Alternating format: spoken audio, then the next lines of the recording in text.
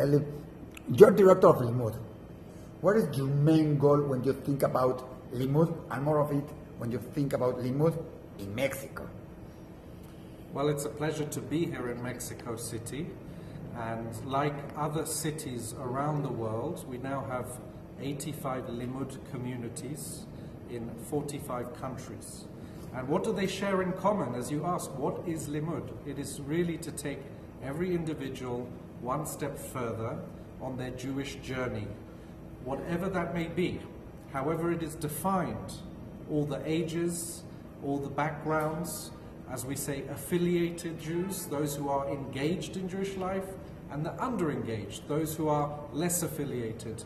All are welcome at our programs, all are welcome at our limud events, which are run by volunteers across the world. Tell me, when we see the subjects at limud, we see subjects, different things of what we are used to. It's not the Torah class, it's not the Halakha, it's not the conference about Israel. They're different. What it has to be important when you think about a limud class or a limud speech in one of these days? All of our programs work on the assumption that we live in a world that people want choice, individual choice, to tailor your Jewish journey. And so every limud program will offer a series of educational sessions each hour. And everyone who comes to a limud event is a participant. So the rabbi or the teacher, the academic, the drama student, whoever they may be, are participants as well as presenters. They are all part of that limud community. When you think about people that can give a speech or a lecture, many times you have people that they're not professional. They don't speak about it all the time. They like to speak about it in their house or in their home. How do you give certification that what they are saying it's true, it's correct, or they are just expressing their opinion? Because it's different. And when somebody goes and hear an opinion, it can believe that that's correct, and it can be many things that they are not. Well, we do not have a political position or stance as Yes. limud. We are not affiliated. We are what we say cross-communal. And so we do not endorse the content. What we're saying is it is a platform, a marketplace for Jewish ideas. And you want to explore the ideas, come and listen, come and learn. Now, to authenticate what is being taught is a great question. And this depends on our local volunteer team, which includes a programming team, volunteers who spend many months, sometimes over a year, researching who are the best presenters and inviting them. We also have people who are self-presenting, people who come forward, and many of the rising stars in the Jewish world were discovered at a limud. And they come forward and they say, I would like to present on my topic. And it is not our duty to verify the content. We just have certain values that we ask them to respect. That nothing they will say will insult or be disrespectful to others present.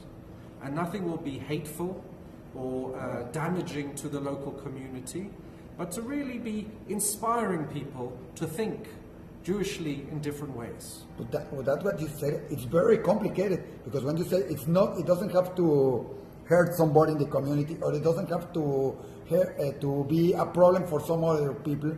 You have subjects that has been, I don't know, controversial in it, but it can harm. It can be dangerous to speak about them, because it's also an open space. It's not only for Jews.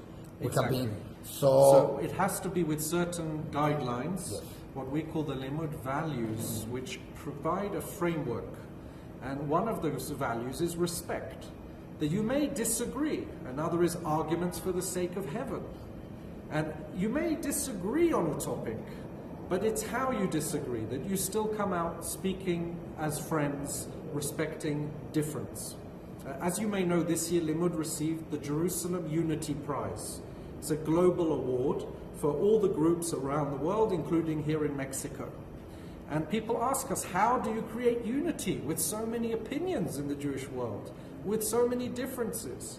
And we responded by saying, you only create unity through diversity, through respecting difference. It is not simple. It is indeed often the only place you will see a controversial conversation come, but everyone will leave more knowledgeable and respecting one another. All right. When you speak about respecting one another, Mexico is a very unusual community of what happens with the Jewish community around the world. We are very proud of being Jewish. We are very, all of our children, or most of them, they go to a Jewish school. We have a sports center. We have many institutions. And suddenly came out limud with some topics that can be, like you said, controversial here and maybe not controversial in other places. I know it's a level of Mexico, but does London do, or somebody in limud, check or are suggesting what topics to talk about in every limud, or what do they do? We provide training to our volunteers to create the best program possible, but we ask every volunteer to take into account the local culture and the local interests. It is not for us in London. The empire is long gone. There's no reason for us to tell any other community around the world how to develop a program. What we try and do is say, here are opportunities, here are talents that you can tap into. We certainly don't tell people to choose a topic or not to choose a topic. But I think there are some very unique things we're learning from Mexico, that now we have over 2,000 participants. I believe it's 2,600 last year from Latin America. Mexico was one of the first groups after Argentina to create a volunteer-led structure. And yes, this will challenge the institutions in the community. But the challenge is how they join us, not how they work against us. Because limud is there as a marketplace for everyone to be involved. Well, it's very hard. How do you, if I tell you, which people will you bring to Mexico to talk? Which topics will you say they are interesting all around the world? Tell me three that you think they are important for the Jewish community. I will say that the commonality is there on some topics. For example, how do we engage the next generation? Yes. How do we get young people involved in Jewish life and make sure the way we are educating in terms of technology and resources is relevant and appealing? That is something across the board that everyone is grappling with. And Mexico is a good example where so many people are going to Israel on organized trips. And it is such a well-structured community. Other communities can learn from Mexico. And we should be taking the talent of Mexico and the knowledge to other parts of the Jewish world. And we're seeing this now, that Latin American Jews, or Jews of Latin American origin now living in North America and Europe, are leading their limuds in Barcelona, in Miami, in many other cities. And it's fascinating that here in Latin America we learned how to develop Jewish community. And so there's a lot we can take from here and apply elsewhere. But again, it's not for us to decide what each group should develop, what their program should look like. We will recommend they have a choice of tracks. So you would have a Torah study track or a text study track. You would have it in a way that everyone is invited to participate. You would have something on current affairs in Israel, perhaps a history and politics track. But for others, it's the social dimension.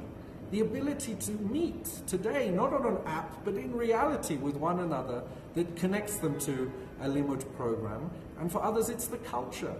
Jewish cooking, Jewish music, Yiddish, whatever it may be, it is creating that place for everyone to share ideas. When you talk about culture, you don't have a problem if you bring non-Jewish, secular Jewish, because we have here a Rab that is secular and doesn't believe in religion.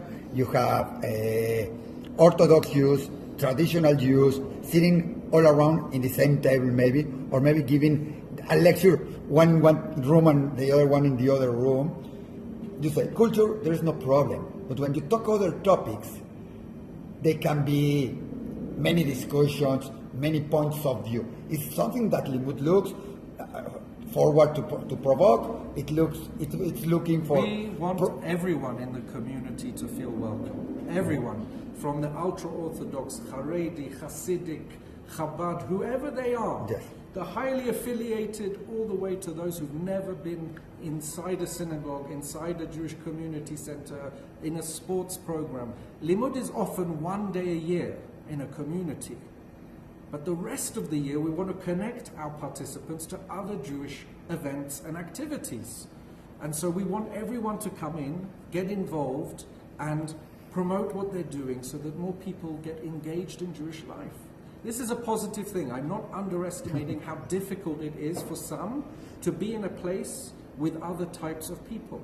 It is difficult, but it is possible, and we've shown it's possible, and we've shown that this is a model that continues to grow organically. No one is sitting in London saying create limud in Mexico. The Jews of Mexico are saying we want limud. It is not just the event, but it's the message of working together that is essential. Do you think when you have in the same room Orthodox, traditional, and non-Jewish, the speaker has to speak openly, or has to be careful in what he says about, many times, about Judaism, about Israel?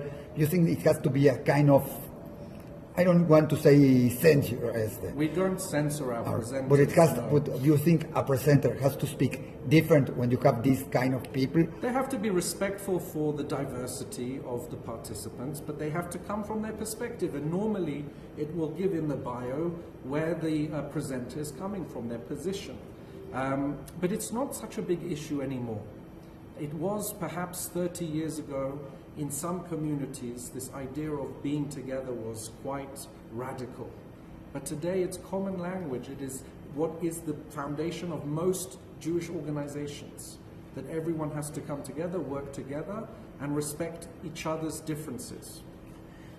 You have been many years in Limud. You have heard about many speeches. You have heard about many presentations. Which one, for your opinion, has moved your floor, has been like, oh, I need to hear it again, or I need to hear it because I just hear about it? Which one was the topic you said, I have to hear it again, I have to see what it has to be? Which topic would you like to? It's a difficult question. I would say that what you learn from a limud program is the unexpected presenter. I was in Atlanta last year, and a 15-year-old presented on the importance of her grandmother. And the session was on why we need Jewish grandmothers and what are the values they give. Because they give us soup and well, not only this. What happened in the session was hundreds of people turned up because everyone had a grandmother or two or more, and they wanted to talk about their grandmother. And we realized that it's sometimes just talking about our heritage, the legacy of the Jewish people, and the values that we learn from home, how it helps shape our community. There are, of course, other presenters, better well-known, authors and scholars who I've heard and have been impressed by. But the limud model is to bring everyone together. Anyone can teach, anyone can learn. It has been, you said, which one you like more. Now the other question is, which one it was like saying, I don't know what is this guy doing or this girl doing in limud, or I have to go out. Is there was a limud program where I was invited, and the session I went to was, how do you pack a suitcase? All right. And I asked That's them, important. We travel a lot, no? Why is this in a limud program? And their response was, every Jew travels and they pack too much, and we need to help them. Right. And so I did challenge on that occasion the depth of the content. But again, it's not for me as a limud professional, what I call the low hierarchy of limud, to challenge the program. It is to encourage more people to volunteer. That is why I'm here in Mexico. It is to bring more people to our programs, more people to volunteer, and to create more partnerships in the community. Why only one day a year? I know that there are many times that they have a special limud, small conference, someplace here, someplace. Why only one day a year? Why maybe they can be one year, one day, or Indeed, they can be. I agree. And why not to have it, for example, here with us in Diario Judío, to have something more, to create a channel like in Diario Judío, we offer you and we offer it, to have a channel and to be promoting it for next year, and have these speakers today speaking about what they are going to be and having it. We work with many festivals there, and it can be very interesting. So our response is that if you have a great idea, as long as it is within line of limud's values, go ahead. We will support it. We will help create the infrastructure for it. Why one day has often come down to resources. Limud, like every other charity, needs financial support, but more than that, it needs more volunteers to get involved and to create more events and more opportunities to learn.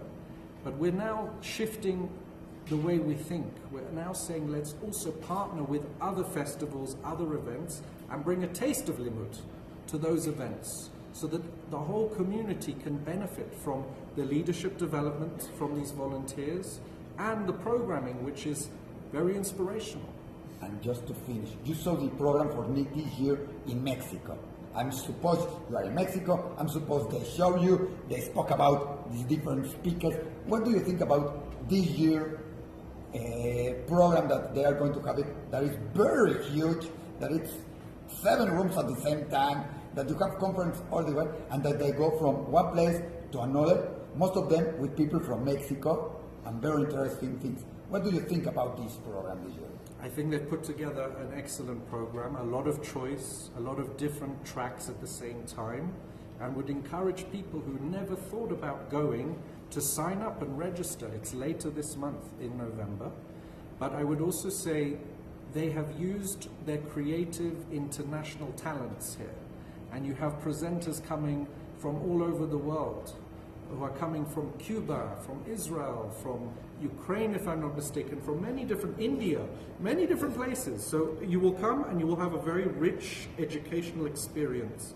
And this is something we should encourage people to create more of, more days of limud.